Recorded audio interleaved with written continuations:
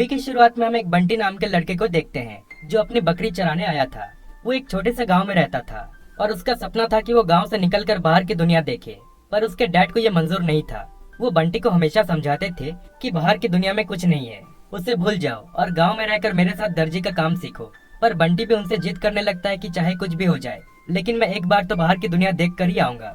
वही उनका एक पड़ोसी कहिल नाम का बूढ़ा आदमी था जो बंटी की मदद करना चाहता था। इसलिए एक दिन वो बंटी को अपने घर बुलाता है और उसे अपना मैजिकल कारपेट दिखाता है जो उड़ सकता था। कहिल उसे कहता है कि तुम चाहो तो इस पर बैठकर दुनिया घूम सकते हो, लेकिन उसके बदले तुम्हें मेरे लिए एक काम करना होगा। यहाँ से काफी दूर एक स्वर्णपट नाम के सिटी में मेरी हीरा नाम की पोती कहीं फंसी हुई है, इसलिए मैं चाहता हूँ कि तुम उसे वहाँ से ढूंढ कर मेरे पास ले आओ। अब बंटी तुरंत मान जाता है क्योंकि उसे बाहर घूमने का मौका मिल रहा था, लेकिन वो कहिल को कहता है कि मुझे स्वर्णपट का रास्ता नहीं पता। जिस पर कहिल कहता है कि तुम उसकी चिंता मत करो, ये कारपेट तुम्हें खुद वहाँ लेकर जाएगा। जिसके बाद बंटी उस कारपेट को लेकर अपने घर आता है और अपने मॉम डैड से कहता है कि मैं और मेरी बकरी इस कारपेट पर बैठकर दुनिया घूमने जा रहे हैं। लेकिन उसके डैड को ये मजाक लगता है। वो सोचता है कि ये कोई मामूली कारपेट होगा, इसलिए वो बंटी को कहता है कि ठीक है, अगर ये कारपेट मेरे सामने उड़ गया तो तुम जहाँ चाहो वहाँ जा सकते हो, लेकिन अगर नहीं उड़ा तो तुम यहाँ रहकर मेरे से दर्जी का काम सीखोगे। जिस पर बंटी मान जाता है और उस कारपेट पर बैठकर उसको उड़ने को कहता है, लेकिन कारपेट उसकी बात नहीं सुनता, जिससे बंटी गुस्सा होकर कारपेट पर चिल्लाने लगता है। फिर उसकी बकरी उसे समझाने की कोशिश करती है कि तुम्हें इस कारपेट को प्यार से समझाना होगा। जिसके बाद बंटी कारपेट को सॉरी कहकर उसे प्यार से उड़ने को कहता है, जिससे फाइनली वो कारपेट उड़ जाता है। और अब बंटी के डैड के पास भी और कोई ऑप्शन नहीं था, इसलिए वो उसे बाहर जाने की परमिशन दे देते हैं। जिसके बाद बंटी अपनी बकरी के साथ कारपेट पर बैठकर स्वर्णपट की ओर निकल जाते हैं और वो रास्ते में काफी मस्ती करते हुए जाने लगते हैं। और एक लंबी सफर के बाद फाइनली वो स्वर्णपट में पहुंच जाते हैं, जहां वो देखते हैं कि वहां के लोग काफी अजीब और गुस्से टाइप के थे। वही एक आदमी बंटी से उसका कारपेट छीनने लगता है, लेकिन सही टाइम पर सुनहरी नाम की लड़की आकर बंटी को वहां से ले जाती है और उसको अपने घर ले आती है, जहाँ वो कुछ बाकी अनाथ बच्चों के साथ रहती थी। वही एक गुल्लू नाम का बुरा आदमी भी रहता था, जो सुनहरी और उन बच्चों को फोर्स करके उसके लिए डेली उन्हें खाना चुरा कर लाने को कहता था।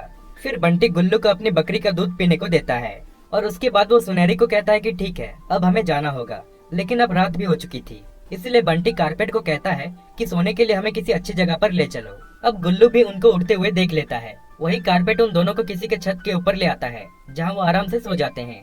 लेकिन जैसे ही सुबह होती है तो वो देखते हैं कि कारपेट गायब था। बंटी को लगता है कि सुनहरी ने ही उसको चुराया होगा, इसलिए वो उसको ढूंढने निकल जाता है। पर हम देखते हैं कि वो कारपेट एक्चुअली गुल्लू ने चुरा लिया था, जिसको लेकर वो सीधा महल में चला जाता है उनके महाराज विकराल को देने। विकराल एक बहुत बुरा किंग था जो लोगों से बस उनके चीजों को छीनना जानता था।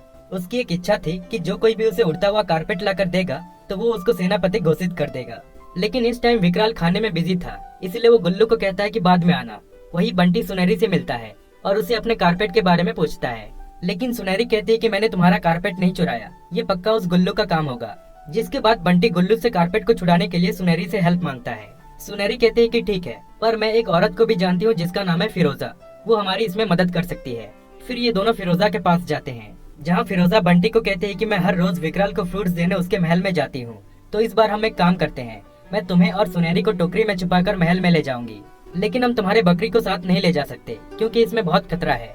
जिसके बाद फिरोजा उन दोनों को टोकरी में डालकर किसी तरह उन्हें महल में पहुंचा देती है, जहां वो दोनों कारपेट को ढूंढने लगते हैं। वही गुल्लू दोबारा विकराल के पास आता है और इस बार विकराल उड़ने के लिए रेडी था, इसलिए वो अपने गार्ड्स को उसे कारपेट पर बिठाने को कहता है, क्योंकि उसका वजन इतना था कि वो चल भी नहीं सकता था।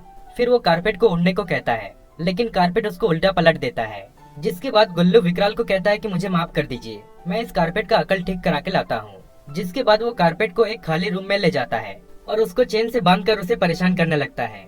फिर कुछ टाइम के बाद वहाँ सुनहरी और बंटी भी पहुँच जाते हैं और चुपके से कारपेट को छुड़ाने की कोशिश करते हैं, लेकिन गुल्लू उनको देख लेता है और उनके पीछे पड़ जाता है।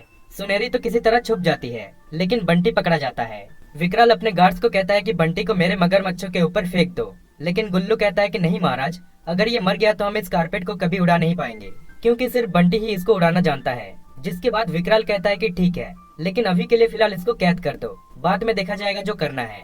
जिसके बाद बंटी को काल कोठरी में बंद कर दिया जाता है। वही गुल्लू को किसी भी हालत में सेनापति बनना था, इसलिए वो छुपकर बंटी से मिलने का डिसाइड करता है ताकि वो उससे कारपेट को उड़ाना सीख सके।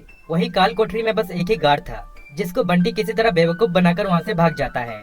तभी सामने से गुल्लू कुछ गार्ड्स के साथ आ रहा होता है, लेकिन बंटी किसी तरह उन्हें स्टेयर से नीचे गिरा देता है और फाइनली कारपेट को हासिल कर लेता है। और वहाँ से निकलते ही वो सुनहरी से मिलता है, लेकिन अब गुल्लू और महल के सभी गार्ड्स उन दोनों के पीछे पड़ जाते हैं। कारपेट उस महल से निकलने की बहुत कोशिश करता है, लेकिन वो लोग सभी दरवाजे बंद कर देते हैं, जिससे वो दोनों फंस जाते हैं। अब विकराल बंटी को कहता है कि अगर तुमने मुझे इस कारपेट को उड़ाना नहीं सिखाया तो मैं सुनहरी को मगरमच्छों के मुंह में फेंक दूंगा, जिससे बंटी मजबूर हो जाता है और कहता है कि ठीक है, मैं उड़ाना सिखाऊंगा। जिसके बाद विकराल और गुल्लू कारपेट के ऊपर चढ़ जाते हैं, लेकिन बंटी अपना दिमाग लगाता है। अब जैसे कि वो कारपेट बंटी के साथ बहुत फ्रेंडली बन चुका था, इसलिए बंटी कारपेट को कहता है कि इन दोनों को खूब मजा चखाओ, जिससे कारपेट उन दोनों को हवा में काफी परेशान करने लगता है और उनको मगरमच्छों के ऊपर फेंक देता है। वो दोनों पानी से बाहर तो आ जाते हैं, लेकिन वो दो मगरमच्छ उनको खाने उनके पीछे भागते हैं, जिससे वो दोनों महल छोड़कर भाग जाते हैं। फिर बंटी सारे गार्ड्स को समझाता है कि अब तुम्हें किसी का डर नहीं है, तुम यहाँ पर अपनी मनमानी कर सकते हो, क्योंकि तुम्हारा महाराज यहाँ से जा चुका है। जिससे सभी गार्ड्स उसकी बात मान जाते हैं और उसे और सुनहरी को वहाँ से जाने देते हैं। फिर ये दोनों वापस सबके पास आ जाते हैं। अब यहाँ सुनहरी रिवील करती है कि मैं ही कहिल की पोती हूँ, वो मुझे बचपन से हीरा बुलाया करते थे। एक्चुअली बहुत पहले विकराल ने कहिल की किसी गलती की वजह से उसे मगरमच्छों के ऊपर फेंकने जा रहा था, लेकिन कहिल किसी तरह अपने मैजिकल कारपेट की मदद से महल से बच निकला था। अब सुनहरी सबको अलविदा कहकर बंटी और उसकी बकरी के साथ चली जाती है, और वो जैसे ही घर पहुँचते हैं तो कहिल अपनी पोती से मिलकर काफी खुश होता है। जिसके बाद वो सभी मिलकर रात को एक साथ डिनर करते हैं, और इसी तरह ये मूवी यहीं पर एंड हो जाती है।